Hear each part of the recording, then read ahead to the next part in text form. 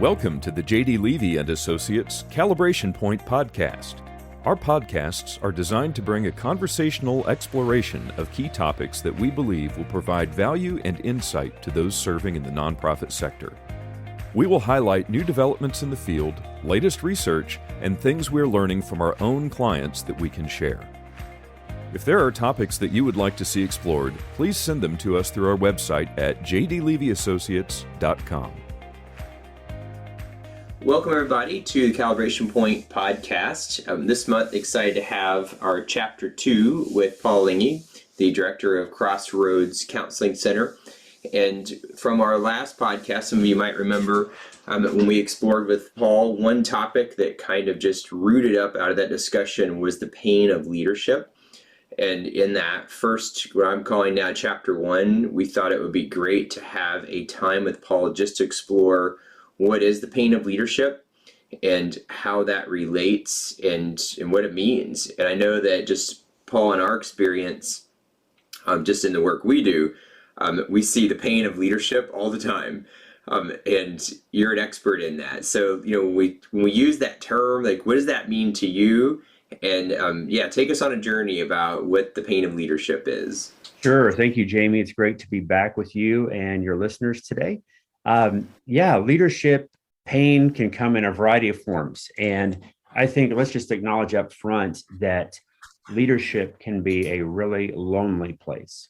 So I think there's a loneliness, even a sense of isolation that can happen among leaders. Leaders have a harder and harder time as they advance in their careers, identifying safe people. Who can I be totally transparent with? Who can I be totally open with, and it won't backfire on me somehow? So I think there's just an inherent isolating factor that's a part of leadership. And so I think that's a piece of it, but there's some other, pieces that I wanted to kind of unpack for your listeners today. I think pain in the life of a leader can come really in two primary categories. One is the professional life. And that might come from, from the very clients that the leader of a nonprofit is trying to serve. It may come from a board member. It may come from coworkers. So just different areas in the life of professional life, but also in personal life. We have overlap in our personal lives, our professional lives, and sometimes the demands of leadership and the expectations that are placed upon leaders bleeds over into married life. It bleeds over into parenting time with children. And so that can cause some pain and frustration in the life of a leader as well. I've seen a couple studies in this point about kind of loneliness, and we've recently did a health assessment for a number of leaders, kind of asking some of these questions. And one of the number one things coming back out of that was, that sense of loneliness, isolation, that they feel alone. And it's not, as you know better than I, it's not just because of COVID. To your point, it can be really lonely when you're at the top of an organization, especially amplified, I believe, but I'm kind of biased to the nonprofit sector. I think it's amplified in the nonprofit sector because we typically, in organizations in the nonprofit sector, in my experience, have a bias of insecurity that we have a tendency to view our sandbox through and play that out. And it seems to be a ripple effect from that. I never thought about how, I guess, personal and professional can tag team one another, and how if I'm feeling lonely in my professional life, that can carry over into, from what you're saying, almost also an isolation sense in my personal. Does that also, if I'm feeling lonely or isolated in my personal life, will that carry over into my leadership as well? Do you see that? Yes, I think so. I think whenever a leader is experiencing any degree of stress, anxiety, pressure in their personal life, that certainly bleeds over into the workplace, or it can. Okay. Now, a lot of leaders will find their work very fulfilling, and it's almost like a welcome distraction from a problem maybe they're having with, for example, a teenager at home, or a parent who is requiring more and more care. So it can be a satisfying career can be somewhat of a respite from those personal pressures, but those things can certainly bleed into. Yeah, I think it's a bidirectional pain pathway, if you will, between Okay. professional life and personal life. And I think on the professional side, I think that anyone that's been leading anything longer than about 5 minutes is going to get criticized, right? So that's Right. one area I think of personal or of professional pain in leadership is just criticisms. And I always say that criticisms are about tasks done or not done. It's about the logistics. It's about maybe a decision made.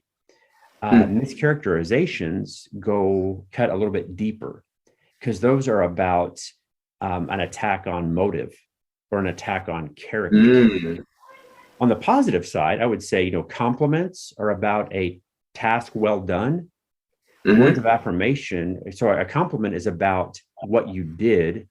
A word of affirmation is about who you are. You're a strong leader. You're a kind person. You're a considerate, presence. Those are words of affirmation. So I think a leader can be the target of both criticisms, which are about how they're performing their tasks, but also can be a target of mischaracterizations when those are probably some of the most painful leadership wounds, because it's one thing when I think most leaders can own a bad mistake. Right. But when they start to have their character questioned, or their integrity questioned, or their motives behind why they did something questioned, things tend to erode pretty quickly in the life of a leader. And that's a really good point. And I think that is what we see. One of the things that came back when we've done executive director health assessments, one of the concern points or pressure points from these leaders is they share with us just the incivility in the environment that they're now in is amplifying everything that they experience as a leader. And I think what you're identifying is a really good point, that mischaracterizations, historically, maybe, depending on the organization, might have been able to be viewed as, oh, they didn't really think that. But now I think leaders take mischaracterizations, and now they're very quick to internalize those, because I think we've lost the assumption of innocence on comments or judgments.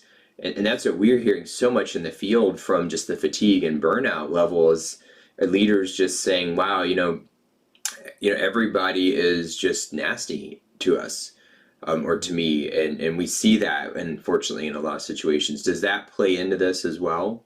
Yes, I do think that there's a general lack of civility, or we're not as kind, as patient. We're a lot more responsive, reactive as a culture, Right. than we used to be, a few decades ago. So I do think that is and the response time is so immediate, like Right. to a decision, that it's all of a sudden it's blasted on social media. Or so I think there are the number of pathways by which the shrapnel of pain can come back our way are many more than they've probably ever been. So but I think the criticisms, anybody that steps into leadership is going to be probably somewhat ready for that, or Right. expecting it. It's the mischaracterizations that are hard to carry over the long haul, because those get into again, who a person is rather than just what they did. That's another good point, and I think it makes sense with something I hear a lot, and that is I'll have discussions about encouragement, say, of an executive director, and I guess I'm sharing this for either you to affirm it or tell me if what I think I'm now connecting and what you're saying is accurate. And so I'll have a lot of times where I'll have a board chair or a board who says, hey, we're affirming and empowering our director all the time, and when we look into, but then I'll still have a director who does not feel that way. Mhm. And I'll ask them, we kind of dig into that, and what we find that oftentimes can be a little puzzling is the board is very affirmative in task. Like they're constantly sharing and saying, yeah, you did a good job, you're doing great work on this, good decision on this, well handled. But what I hear you saying is that that is being affirmed in the present, but may not be empowering to the leader for the future, because they're hearing, even though the board chair, in this case, or the board, believes that their compliments are affirming, they're really not empowering the leader as they move forward, because it's complimenting them in the present situation, which can tend to feel more task related as opposed to character and leader related. Is that accurate? Yeah, that's accurate. And I think another way to state it is, so you may have some leaders feeling like, well, as long as I'm performing, I have value. And there's a piece of that that's somewhat true, right? And we know that there's expectations, and that's why we have job descriptions and duties and responsibilities. But I think probably where there's the miscommunication is probably some of those leaders or executive directors are longing to hear not just, you did a great job with the annual campaign, great job meeting with these 15 donors this last month, great job handling the staff situation, but Right. Hey, so-and-so, we believe in you. You are the right person for this job because of, and start to name their attributes that the board appreciates. You're patient. You have strong emotional intelligence to navigate that tough HR role. Right. We just want to affirm your business savvy and having to balance that sensitive piece of the budget. Just you are the person for this. And I think that's can kind of make a leader breathe a sigh of relief that it's okay. They're not just affirming like my tasks, they're affirming who I am on the inside.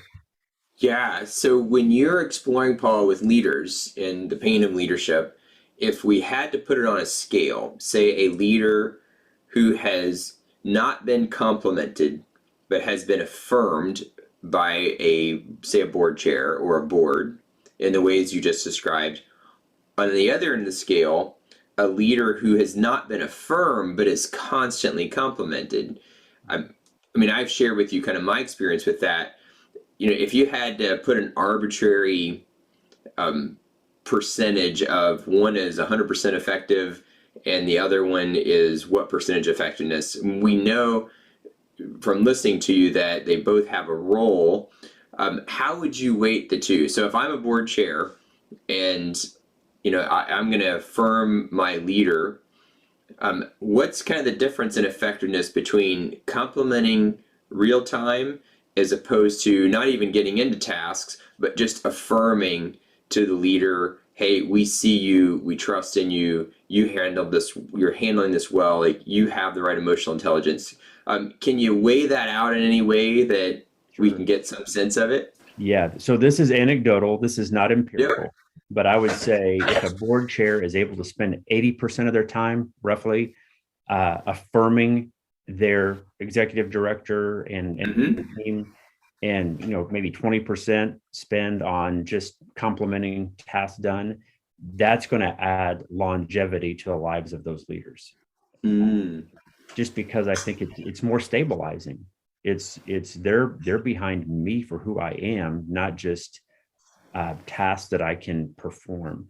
So both are nice, both are important. Yeah. I think so. It's not really an either or, but I would say roughly, if a board chair or a board in particular, everyone involved can spend more time affirming the leader than just complimenting tasks well done. In the present. Yeah, it'll be good for the health of the organization. Certainly good for the health of the leader. That's a great takeaway for leadership. I think I'm going to start to use that as even just a recommendation, like do that 80-20 assessment. 80% affirmation work that is about the person, and 20% that is about their performance. Mhm.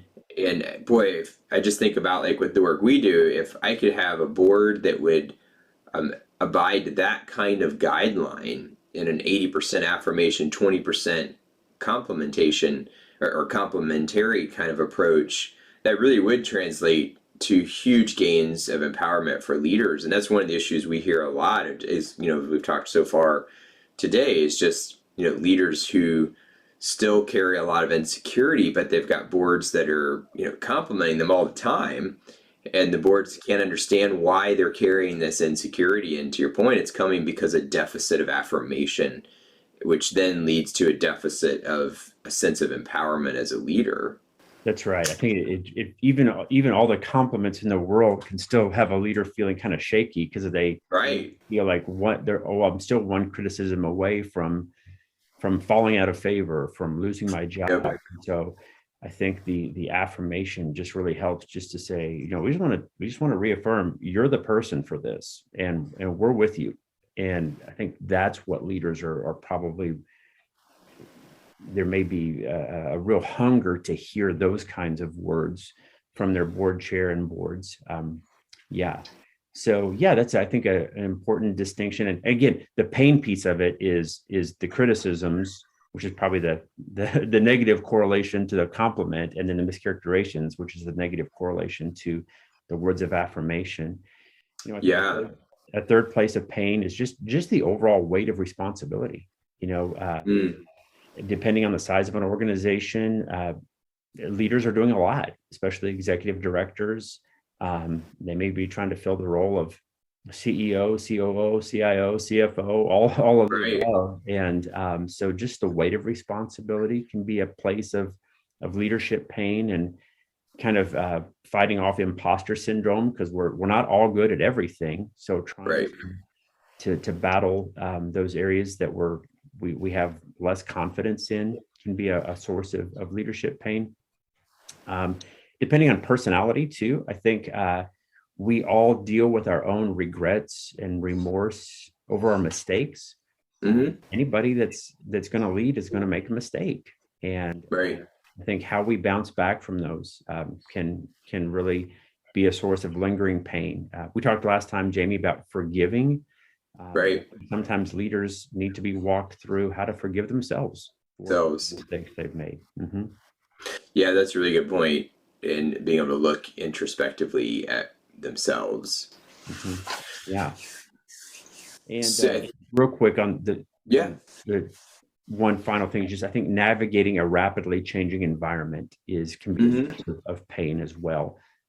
Just when a leader thinks, this is who we are, this is what we're about, this is the problem we're going to face, the target moves, right? So I think that can be at least a piece of frustration, if not actual leadership pain as well, in a rapidly changing environment.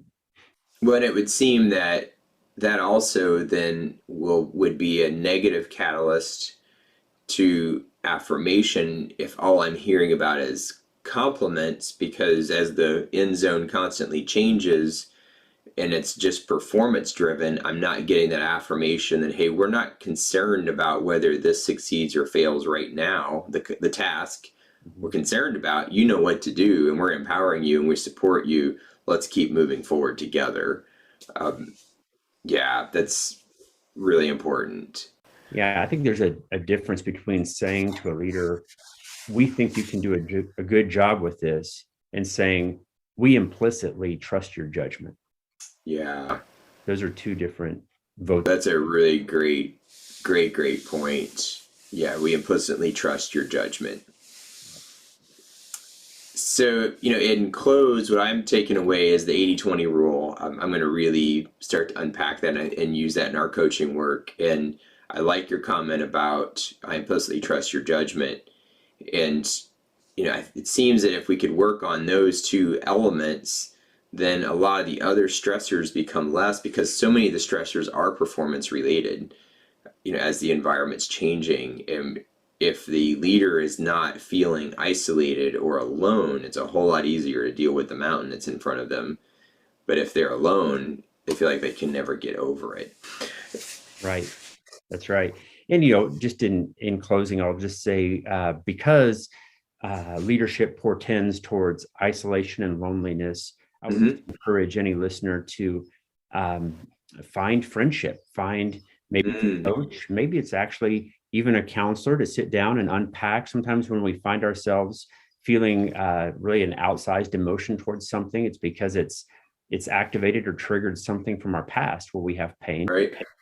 So that might be helpful, but at the very least, to find safe people that you can be totally transparent with about what's going on in your leadership sphere, and have some people that you're inviting in as burden bearers along with you. I think is a key to longevity in leadership.